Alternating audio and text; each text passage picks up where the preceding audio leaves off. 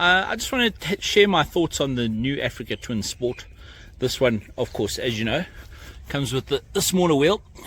I guess we kind of qualified to tell you all about it. We've done 3,400 odd kilometers on the bike in the last week. Some of it was touring through Tankwa and the Cederberg Mountains, and then the rest of it was getting home, all the way from the Cape. We rode through 3 provinces back to Gauteng. This is the new one. A lot of people have asked me, Glenn, how does the small wheel compare to the big one? I rode the big wheel version in Tankwa, and then I rode the small wheel version home with a little bit of gravel road here, there and everywhere. The biggest thing about a smaller front wheel obviously is it's easy to climb on and off, and that makes a big difference to anybody who has shorter legs, like something like me. But in terms of gravel roads, absolutely perfect. I know that there is a rush to get 21-inch front wheels out there, but it felt good. The only thing you need to look out for, obviously, is your ground clearance will be slightly lower. I want to talk about the tires. This one was fitted with meters, front and rear. When we collected the bike from Honda Wing Tigerberg, we were warned, guys, these tires are brand new, just take it easy.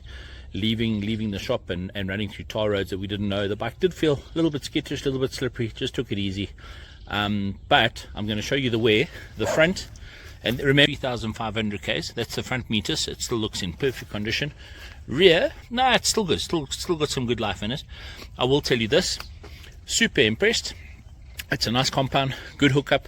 We had no issues riding through, particularly, I'm going to say it again, I rode the big wheel on the Tankwa, which was a little bit tougher than what we did on the way home, but brilliant. And one thing I need you to say is, on the way home we did hit some rain, and I fully expected to slip all over the place, and was pleasantly surprised. So big up to Meters. They've got a nice adventure compound here, and it seems to work very, very well. Remember, I tested this bike as it is. It's not a comparative test. I don't have other tires to compare it with on this specific motorcycle. The Honda has changed a little bit for this year. They've done electronic mapping and stuff to make the engine a little bit more beefy, and you can feel it's got a little bit more torque and stuff down low. And what I found, and now the big wheel bike that I rode shares this engine. So what I found, chug-a-lug power, low down, it was easy. You're going through, and I mean, I'm not going to lie to you, an Africa Twin is a big beastie to ride, especially where some of the stuff got a little bit hairy, and you know, it's not our motorcycle, so we do tend to take it a little bit easier. And obviously, being a big bike, you need to be, I mean, there were guys on the ride who are superb riders, and bikes like T7 and so on, and they were whizzing past us at a rate of knots. But the Africa Twin just plods along. You put it in first gear in that case, and the nice torque first and second gear, there's plenty of torque to get you through. Some oaks came unstuck in the sand. We had no such problem. The one it's not even my one bugbear is that I do find the electronics package to be fairly complicated, to be completely honest. Have a look at the switchgear, and I think a couple of Honda Oaks got a little bit grumpy with me, because I kept saying, sir, why is this thing now in traction control? What mode am I in? Blah blah blah blah blah. It's taken 3,500 kilometers, and I can now tell you everything. Once you figure it out, it's actually quite easy to navigate. The electronics package is exactly what you want from any modern motorcycle. Cruise control, it doesn't have radar, all right, but it's absolutely brilliant as it is. You just get to the speed you want, engage cruise control. Then, you know, you find, especially on the long road, you get a little bit lazy, you can just speed up and slow down with the switches on the switchgear. It's pretty cool. DCT, the bike I rode down in Tankwa, remember, big wheel, was a manual. I've always liked manual, and I decided to ride this bike home just to get in touch with DCT and find out what it's all about, and I've really grown to like it. It is a lazy man's tool. You just jump on, put it in drive, open the throttle, and when you're feeling even lazier, hit the cruise control, and then you can just wander along. I can understand why it's been such a success, and I understand why other adventure manufacturers are starting to emulate the system, and we know that it's reliable because there are hundreds of these bikes running around. The other thing I've had a look at here that they have changed, they've now got an easy adjuster on the screen, and that's really, really cool. The screen is big, there's no buffering. Even with I was wearing my adventure helmet for the duration, and sometimes on the freeways we hit speeds of, I'd say, 150, 160 max. Remember, whenever you fit an aggressive tire like this, your speeds are limited, and it actually says on the handlebars there, it says limit to 100 and says 168.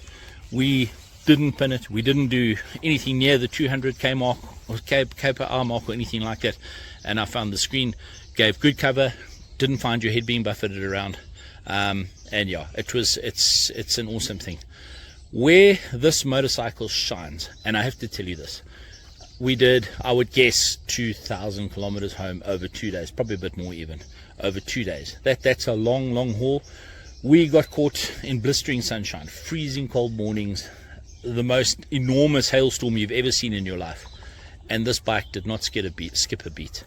The other interesting I found was when we arrived at our destinations in the evening after 7 and 8 hours in the saddle, my butt wasn't overly sore, and even though it's got a step seat, which is not my favorite design ever, this one is very good. The compound of the foam is lacquer. If you've got your nearest and dearest, they've given you proper grab rails at the back. This bike is absolutely 157% designed to go touring on. It's magnificent on the road, it's comfortable, it's powerful, it's got absolutely every mod con that your little heart could desire. So if you are in the market for a high-end adventure tourer that can do off-road stuff pretty easily, you just got to use your cop on, then this is something that you should really be looking at if you're in this market. Honda has done a fantastic job with this bike. Just remember, smaller wheel, you're going to have a little bit less ground clearance, but the upside is it's easier to climb on and off. And then the second thing is, in terms of road handling and stuff, absolutely no problem, even with these knobbly tires that were fitted. Super impressed. The bike is going back today. We've scrubbed it all up, hasn't skipped a beat. That's the Honda Africa Twin Adventure Sport. Sure, these oaks know what they're up to, that's for sure.